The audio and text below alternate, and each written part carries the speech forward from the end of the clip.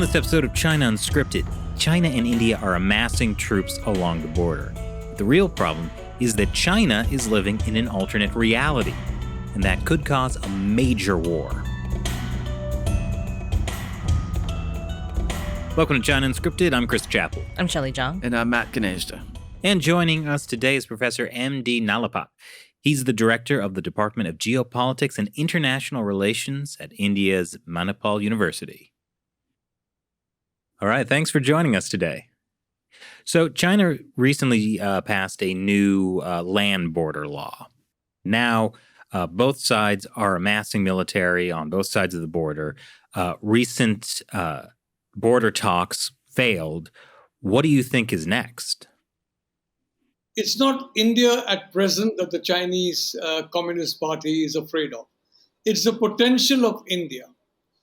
Till now, they have relied on the Indian system to muck things up in India and to ensure that India underperforms consistently. And India has consistently, met their expectations and underperformed spectacularly. But there has been a change in that India. You've got younger people. You have digital India. You have new technologies coming in that are freeing people from dependence on the bureaucracy. And you have a leadership that's pretty vigorous. So they're afraid of the potential. Now, I was mentioning about the young people of India, how talented they are, and how companies moving in from China can find the brain power needed to operate from, I would say, the first 2 or 3 months. So they're afraid of that. So they would like to kneecap that by humiliating India and by basically destroying the confidence of this country and destroying the confidence of the international community that of India as a country able to stand up to China. So it's important for them that the one peer competitor they have, the potential competitor, again I repeat, is not India of today. It's the potential of India they're worried about. What China was in 1983 and what it became in 2003.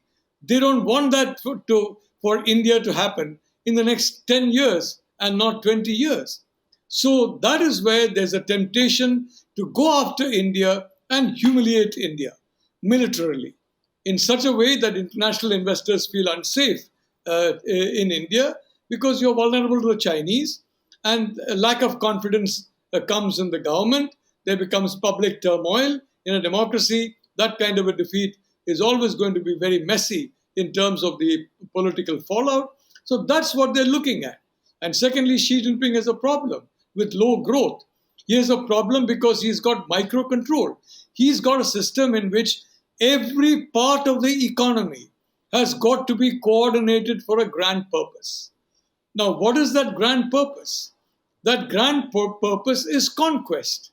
And in Xi Jinping, if you look at his, it's pretty obvious. The military is front and center of his planning, of his image building. You always see Xi in the parade ground, saluting, being saluted at. It's always the military and glorifying the military. And therefore, it's only natural that they want the military to intervene, and they do have the military intervening in a number of locations, either as a show of force, as a means of bullying, or as a threat, or into actual operations. So I would say the risk is very, very high that there is likely to be a border conflict between India and China in the next few years. Like fighting, like spiked clubs like before, or you think actual troop on troop? Guns? May I point out that our boys, when they were willing to fight hand to hand, but when the Chinese took out their clubs and with the nails embedded in them and all that, our boys took out their bayonets. I mean, they had kept the bayonets in the pocket.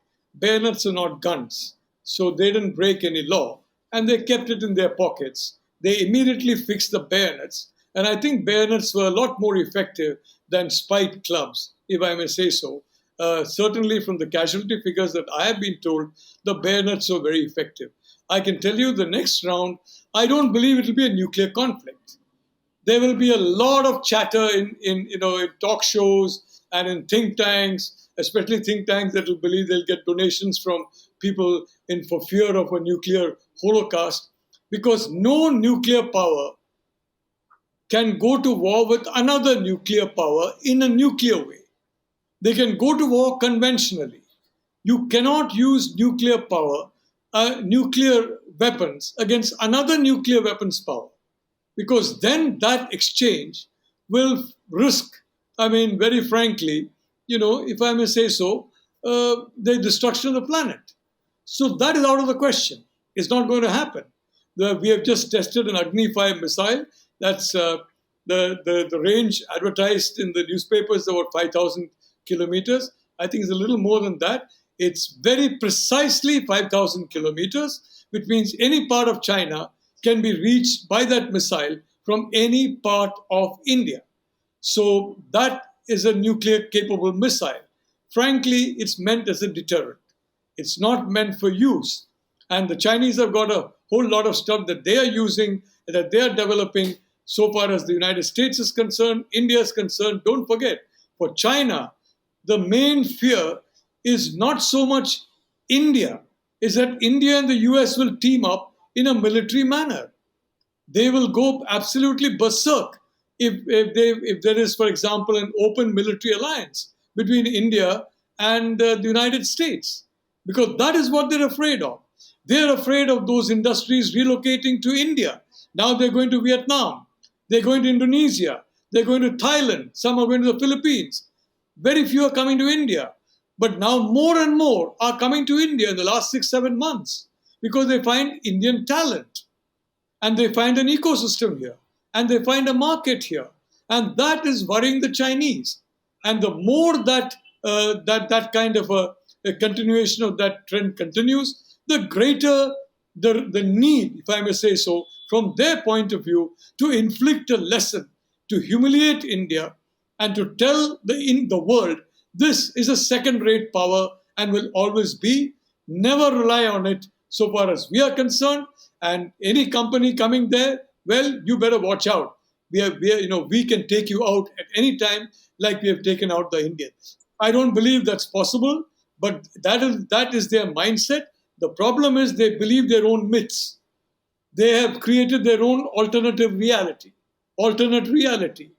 And when a leadership is determined and ruthless and coordinates private industry, the media, civil society, foreign companies, domestic companies, everything towards a common purpose, well, and if they march to an alternate reality, we are in serious trouble unless we challenge that alternate reality and shatter it like glass.